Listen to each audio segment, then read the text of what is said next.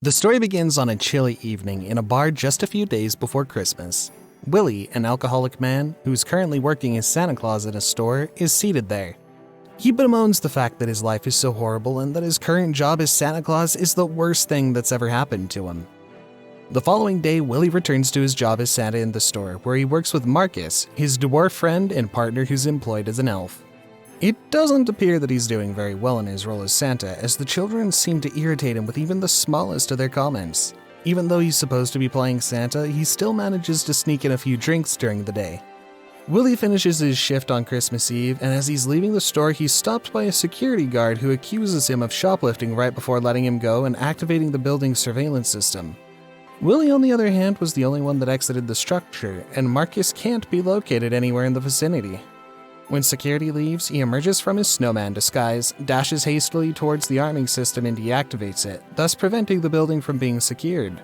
After that, he allows Willie to enter the store by opening the rear door. Marcus roams the store in search of expensive stuff while Willie is preoccupied with attempting to crack the safe. The two men are ecstatic about how much money they've obtained as a result of the successful heist.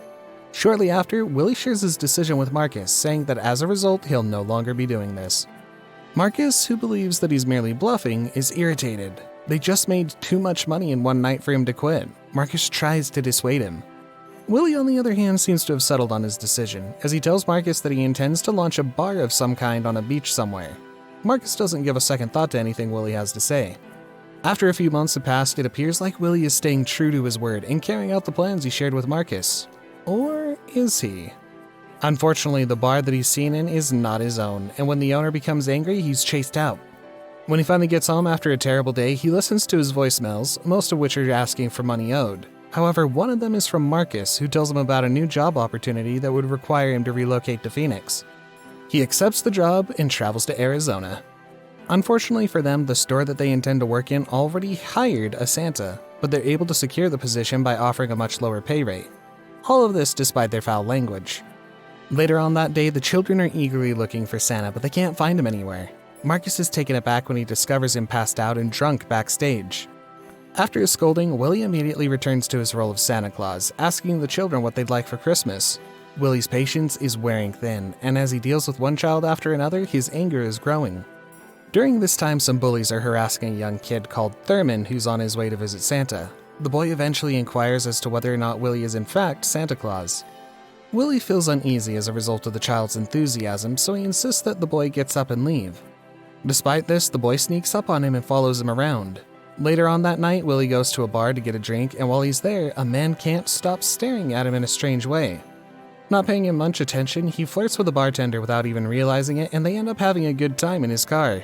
When she walks away, the man who'd been bothering him earlier grabs him and starts to harass him, but Thurman, who'd been following him the whole time, comes to his rescue and stops the man. As a token of his gratitude, he drives Thurman to his house, where he learns that Thurman shares his spacious residence with nothing more than his elderly grandmother. Thurman, who's naive, is duped into handing over his father's car, as well as the money that's locked up inside his father's safe. The following day, when Willie arrives back at his house, he discovers that an unknown person, said to be a police officer, has been searching through his room. When he sees this, he immediately dials Marcus's number and asks for his advice. Marcus tells him to leave the room and look for another place to stay. The first thing that comes to his mind is to go back to Thurman's house. When Thurman first spots him, he gets delighted because he believes Santa Claus has arrived with goodies for him. Willie, on the other hand, lets him know that he'd be remaining at the residence for an extended period of time. His stay, on the other hand, was not a tranquil one because the inquisitive Thurman kept bugging him with questions about Santa.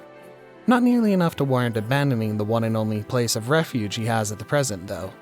Willie grows closer and closer to Thurman, who suddenly seems to have a lot of affection for him. The following evening, Willie gets drunk and destroys Thurman's Christmas calendar.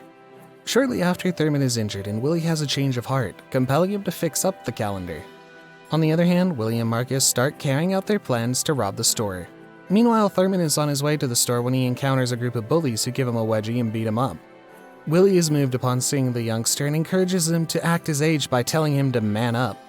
During this time, the chief of security of the store eventually learns about what they're doing and has a conversation with them about it.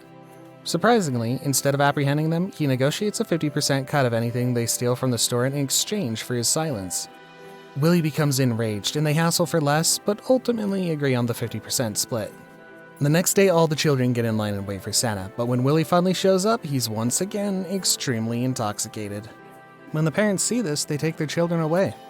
Later on that night, Willie's so upset about how the entirety of his life has turned out that he hands Thurman a letter and asks him to give it to the police if they come to arrest him. At that precise moment, he notices the swelling in Thurman's eyes and understands that it's the result of the bully's actions. This time, he decides to take matters into his own hands and fight the bullies on his own rather than letting them get the better of Thurman. After that, in order to assist Thurman in becoming more powerful, he enlists Marcus's assistance in teaching him how to defend himself. Unfortunately, none of them end up in a particularly favorable position as a result of this. When Willie is out that night spending time with his bartender lover, his friend Thurman shows up with a present for him. It's a pickle made of wood, which he himself had carved. It would appear that the hand injury he sustained a few days ago was a direct result of this. Willie's mind starts to swirl whenever he considers this possibility. Marcus, on the other hand, makes the decision to eliminate the chief security officer, which he's ultimately successful in doing before the actual day of the heist. As is customary for the two of them, Willie and Marcus begin executing their plan on Christmas Eve. He walks out of the building while Marcus, whose height renders him invisible to most people, remains behind to deactivate the security system of the building. When Willie walks into the store and sees the safe, he's dumbfounded. At that time, he educates Marcus about how hard it is to break into a safe like that. But he argues it will only take him a little bit more time for him to do it. Marcus goes around the store picking expensive goods while Willie is trying to open the safe. Willie is finally successful in cracking the safe after a number of failed attempts. Despite the fact that he appears to be less enthused about the contents, he nevertheless proceeds to get a plush elephant for Thurman to give him as a Christmas present. As he turns around to go, he sees Marcus standing behind him with a revolver pointed at him and getting ready to fire.